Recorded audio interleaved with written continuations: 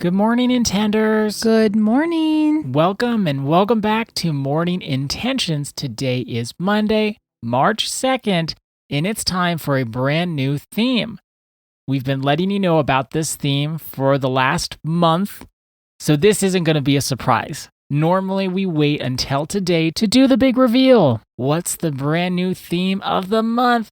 But we wanted y'all to be prepared for today. So you already know our theme is codependency, and we'll be taking a look at codependency through our book study of Too Much by Terry Cole. Are you excited, Annette? I'm very excited. I am too. I've been thinking about what do I want to share on this first episode. The thing that keeps coming up when it comes to codependency, I will say again, I really don't feel like I'm codependent. But you know what I'll always follow that with, but I do like to make people happy. And so as I've been reading the book and thinking about codependency, if you're like me and you're listening, don't just say, well, I don't know anything about codependency, it doesn't apply to me.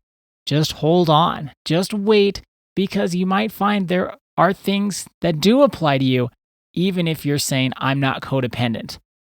Because I do like to make people happy. When I am giving a gift to somebody, honestly, I want them to open it the day I get it. I am so excited. I love it. I love seeing people's faces light up if I give them something I think they'll enjoy, or if I do something for them that will make their life easier. I just love doing that. It makes the world better. It makes me happier. It makes me happy to help make people happy. The thing, though, that can get out of hand, I think, pretty quickly and translate itself into codependency, because if I'm trying to make people happy at my own expense, or the expense of my happiness, my energy, my values, my truth, Your peace. my peace, all those things we talked about during our month of alignment last month, that is the slippery slope towards codependency. So even if you say that's not me, hang with us, listen in, because maybe it will apply to you more than you think today. We can also believe that codependency doesn't apply to us because for a long time, codependency was thought to only apply to people that were in relationships with people that were in active addiction. Melody Beattie, she's kind of the queen of this. She wrote a book called Codependent No More.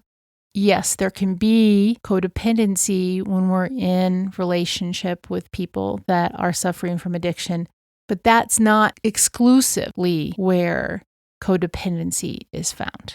Yes, she cornered the market for a very long time. But now, in these days, the definition of codependent and codependency has expanded to different types of relationships, or even no relationships at all, because it's not how you relate to one person, it's how you relate to other people. And the focus of this book is for high-functioning codependent individuals. There are two types of codependency.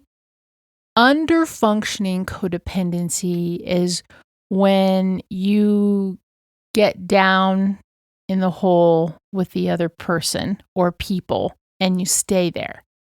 An example would be if you were in a relationship with somebody struggling with addiction, that you become an addict yourself and you both are stuck in that position.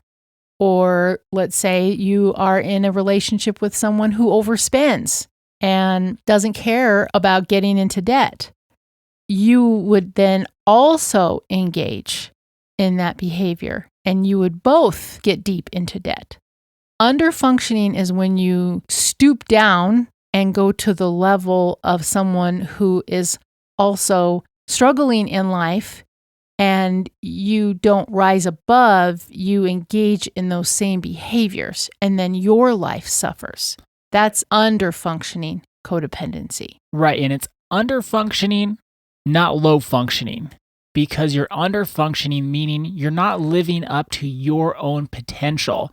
the unhealthy aspects of this relationship are then pulling you down to a level where even though you could reach the highest highs and you could have hopes and you could have dreams, you trade those in for peace or equilibrium within this relationship, even though it's detrimental to you. So even though we are focusing on high functioning, if you're not a high functioning codependent, please don't take that as in you're low functioning. We're saying you're under functioning because you could be doing so much more if you could get out of that habit and the pattern of codependency. You're just not living up to your full potential, and we'll say yet. But again, we're focusing on high functioning codependency for the month of March and maybe a little bit after. We're not firm on our dates with this one because we don't want to go too fast. We want to have a nice steady pace so we can fully absorb all this information. The reason that we chose this particular book and its focus on high functioning codependency is because of where we've been together this year. We started out listening and noticing in January.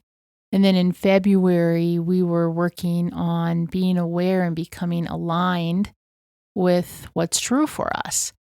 And we talked about false guilt and a few other issues that can come up when we're wanting to show up in alignment with what's true for us, but then we don't. High functioning codependency is also in that category. It can prevent us from showing up as that best version of ourselves, who we want to be. Under functioning and high functioning, the same person can actually have both of those experiences, like in one situation or with certain people. We can be under functioning, but we will have more of a high functioning tendency throughout our life. It's a little nuanced, but there can be certain situations where we might be able to see ourselves as, I'm kind of under functioning in this situation. But overall, I'm a high-functioning codependent, but that codependency is always there.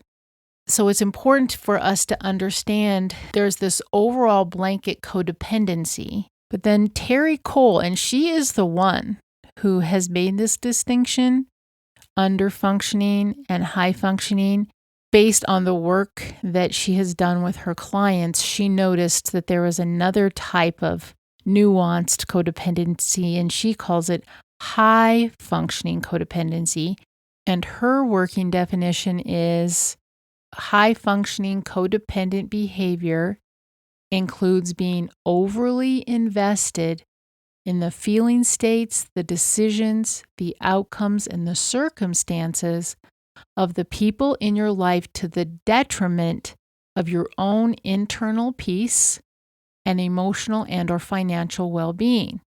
She also goes on and says that high-functioning codependent relationships can include blurred boundaries and imbalanced effort and power, with the high-functioning codependent often taking responsibility for fulfilling the other person's needs and trying to control most aspects of the relationship. Terry Cole repeatedly in the book will remind us that high-functioning codependents are extremely capable people, and they are very successful in their own lives. But because of the overextending that they do, the overfunctioning that they do, the overgiving that they do, the over-focusing on others that they do way too much. So that's what the focus is of this book and our discussions here. But it is important as we start out that there's a subcategory, and it's important to realize that the underfunctioning, we're going to focus on the high functioning. Because if you're listening and you're noticing and you are trying to align with what you've heard when you've listened and noticed, if you are struggling with codependency, you will probably be in the high functioning category. With all of that in mind, as we begin our focus on high functioning codependency, I will be honest about my relationship with codependency. I will be honest about my relationship with codependency. Thank you so much for joining us today. Our day is better because you are part of our day. See you tomorrow. See you then.